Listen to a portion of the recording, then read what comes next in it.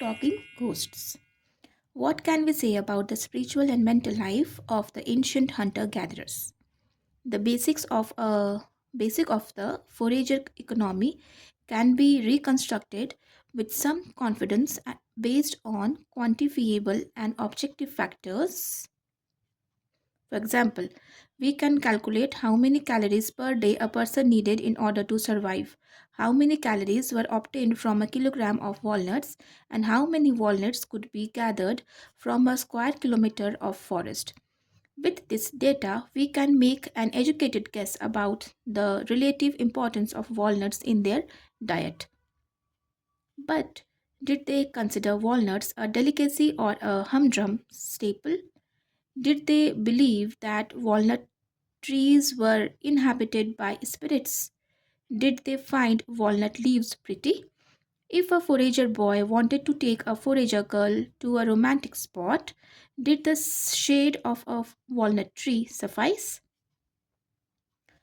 The world of thought, belief, and feeling is by definition far more difficult to decipher. Most scholars agree that animistic beliefs were common among ancient foragers. Animism, from anima, soul, or spirit in Latin, is the belief that almost every place, every animal, every plant, and every natural phenomenon has awareness and feelings and can communicate directly with humans. Thus, animists may believe that the big rock at the top of the hill has desires and needs. The rock might be angry, but something that people did and rejoice over some other action. The rock might admonish people or ask for favors. Humans, for their part, can address the rock to mollify or threaten it. Not only the rock, but also the oak tree at the bottom of hill is an animated being, and so is the stream flowing below the hill, the spring in the forest clearing, the bushes growing around it, the path to the clearing, and the field mice, wolves, and crows that drink there. In the animist world, objects and living things are not only the animated beings, they are also immaterial entities. The spirits of the dead and the friendly and malevolent beings, the kind that we today call demons, fairies, and angels. Animists believe that there is no barrier between humans and other beings. They can all communicate directly through speech, song, dance, and ceremony. A hunter may address a herd of deer and ask that one of them sacrifice itself. If the hunt succeeds, the hunter may ask the dead animal to forgive him. When someone falls sick, a shaman can contact the spirit that caused the sickness and try to pacify it or scare it away. If need be, the shaman may ask for help from other spirits. What characteristics all these acts of communication is that the entities being addressed are local beings. They are not universal gods, but rather a particular deer, a particular tree, a particular stream, or a particular ghost. Just as there is no barrier between humans and other beings, neither is there a strict hierarchy. Your non human entities do not exist merely to provide for the needs of a man, nor are they all powerful gods who run the world as they wish. The world does not revolve around humans or around any other particular group of beings. Animism is not a specific religion, it is a generic name for thousands of very different religions, cults, and beliefs. What makes all of them animist is this common approach to the world and to man's place in it.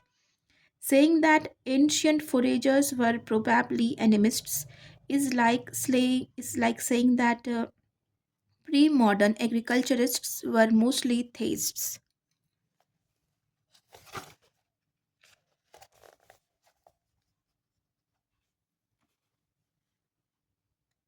Theism from theos, God in Greek, is the view that the universal order is based on a hierarchical relationship between humans and a small group of ethereal entities called gods.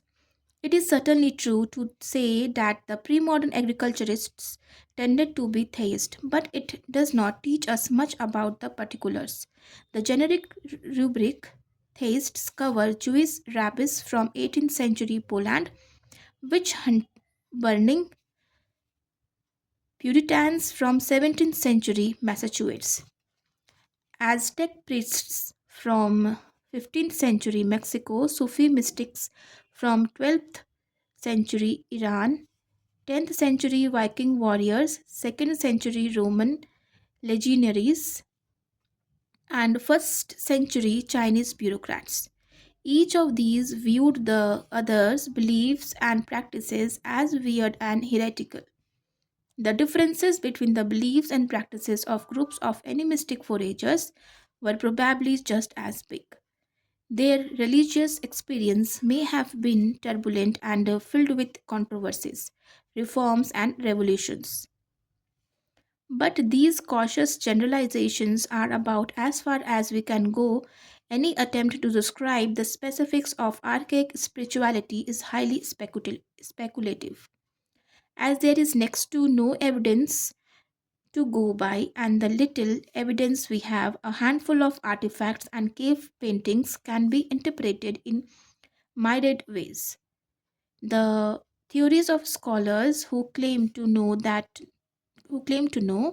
what the foragers felt shed much more light on the prejudices of their authors than on Stone Age religions.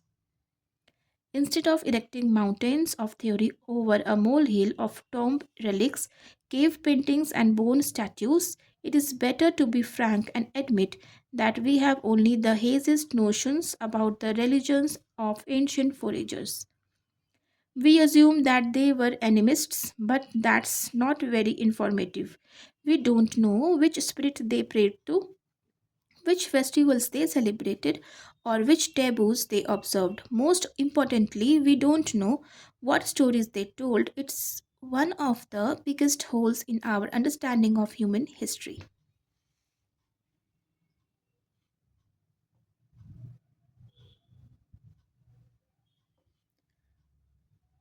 The socio-political world of the foragers is another area about which we know next to nothing. As explained above, scholars cannot even agree on the basics, such as the existence of private property, nuclear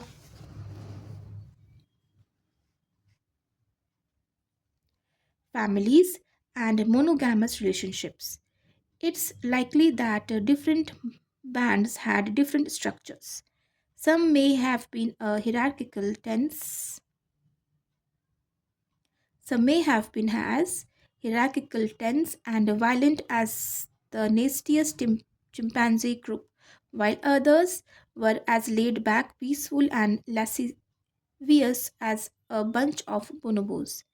In Sungi, Russia, archaeologists discovered in 1955 a 30,000-year-old burial site belonging to a mammoth hunting culture. In one grave, they found the skeleton of a 50-year-old man covered with strings of mammoth ivory beads containing about 3,000 beads in total. On the dead man's head was a hat decorated with fox teeth, and on his wrist 25 ivory bracelets. Other graves from the same site contained far fewer growths. Scholars deduced that the Sangir mammoth hunters lived in a hierarchical society and that the dead man was perhaps the leader of a band and or an entire tribe comprising several bands. It is unlikely that a few dozen members of a single band could have produced so many grave gods by themselves. Archaeologists then discovered an even more interesting tomb. It contained two skeletons buried head to head. One belonged to a boy aged about 12 or 13, and other to a girl of about 9 or 10. The boy was covered with 5,000 ivory beads. He wore a fox tooth hat and a belt with 250 fox teeth.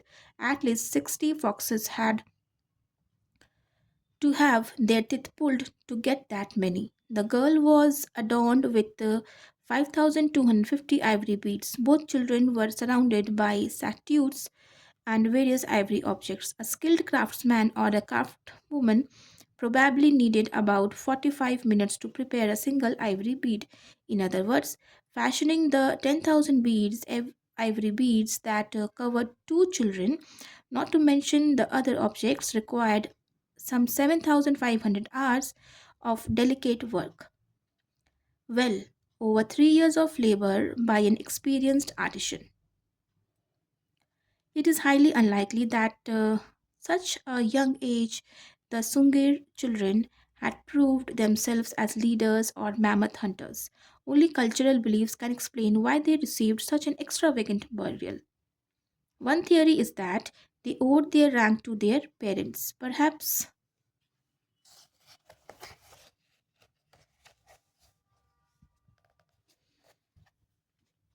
they were the children of the leader. In a culture that believed in either family charisma or strict rules of succession. According to a second theory, the children had been identified at birth as the incarnations of some long dead spirits. A third theory argues that the children's burial reflects the way they died rather than their status in life. They were ritually sacrificed, perhaps as part of the burial rites of the leader, and then entombed with pomp and circumstance.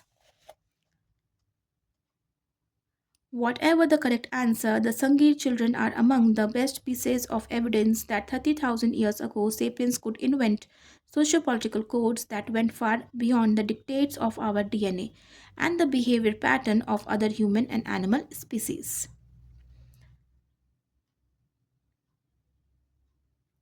Peace or war?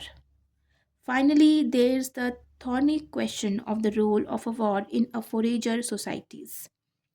Some scholars imagine ancient hunter-gatherer societies as peaceful paradises and argues that war and violence began only with the agricultural revolution when people started to accumulate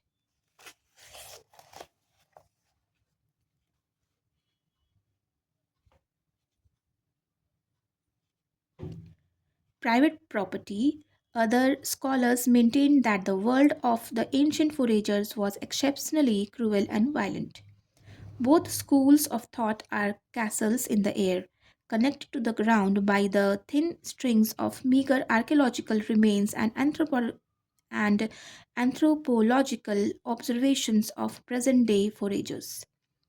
The anthropological evidence is intriguing but very problematic. Foragers today live mainly in isolated and inhospitable areas such as the Arctic or the Kalahari, where population density is very low and opportunities to fight other people are limited. Moreover, in recent generations, foragers have been increasingly subject to the authority of modern states, which prevent the eruption of large scale conflict. European scholars have had only two opportunities to observe large and relatively dense populations of independent foragers in the northwestern North America in the 19th century and in northern Australia during the 19th and early 20th centuries. Both Indian and Aboriginal Australian cultures witnessed frequent armed conflicts, and it is debatable, however, whether this represents a timeless condition or the impact of European imperialism. The archaeological findings are both scarce and opaque. What telltale clues might remain of any war that took place tens of thousands of years ago? There were no fortifications and wall back then, no artillery shells or even swords and shields. An ancient spear point might have been used in war, but it could have been used in hunt as well. Fossilized human bones are no less hard to interpret. A fracture might indicate a war, wound, or an accident, nor is the absence of fractures and cuts on an ancient skeleton conclusive proof that the person to whom the skeleton belonged did not die a violent death. Death can be caused by trauma to soft tissues that leaves no marks on bone. Even more importantly, during pre industrial warfare, More than 90% of war dead were killed by starvation, cold, and disease rather than by weapons. Imagine that 30,000 years ago, one tribe defeated its neighbor and expelled it from coveted foraging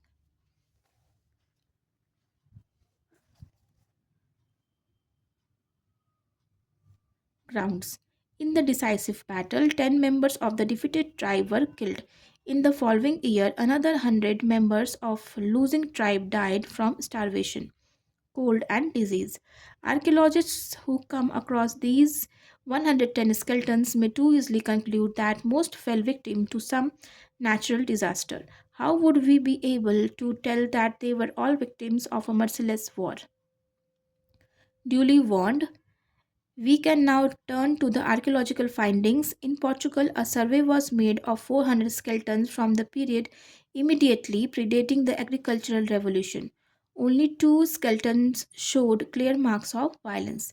A similar survey of 400 skeletons from the same period in Israel discovered a single crack in a single skull that could be attributed to human violence. A third survey of 400 skeletons from various pre agricultural sites in the Danube Valley found evidence of violence on 18 skeletons. 18 out of 400 may not sound like a lot, but it's actually a very high percentage. If all 18 indeed died violently, it means that about 4.5% of deaths in the ancient Danube Valley were caused by human violence. Today, the global average is only 1.5%, taking war and crime together. During the 20th century, only 5% of the human deaths resulted from human violence, and and in this this in a century saw the bloodiest war and most massive genocides in the history. If if this revelation is typical, the ancient Danube Valley was as violent as the 20th century. The depressing findings from Danube Valley are supported by a string of equally depressing findings from other areas. At Jabal Sahaba in Sudan, a 12,000 years old cemetery containing 59 skeletons was discovered. Arrowheads and spear points were found embedded in or lying near the bones of 24 skeletons, 40% of the find. The skeleton of one woman revealed 12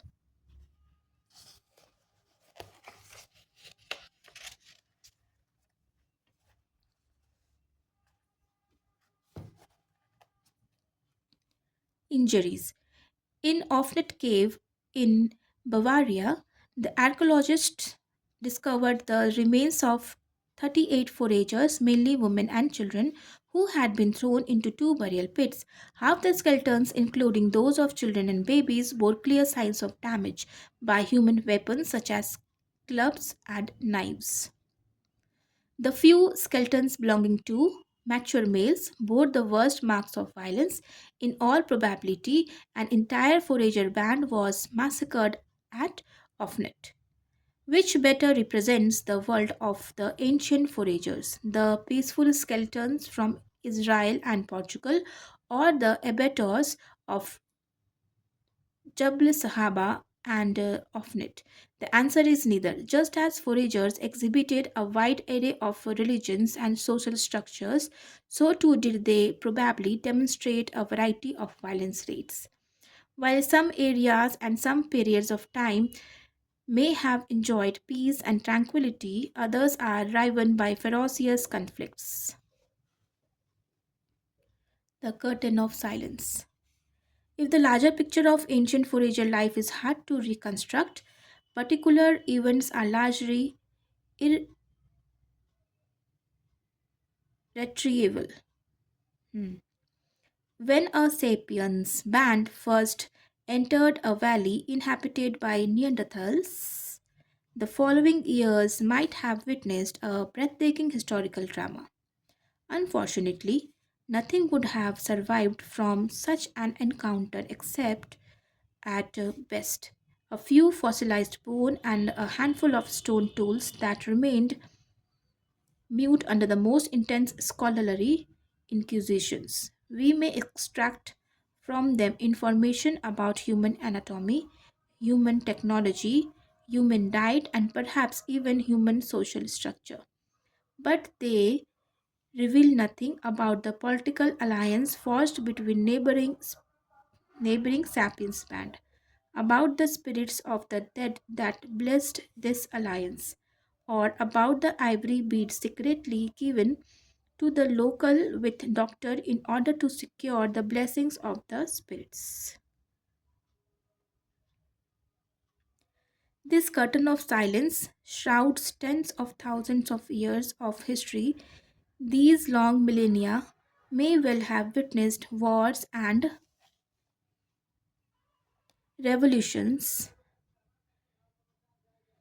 ecstatic religious movements, profound philosophical theories, incomparable artistic masterpieces.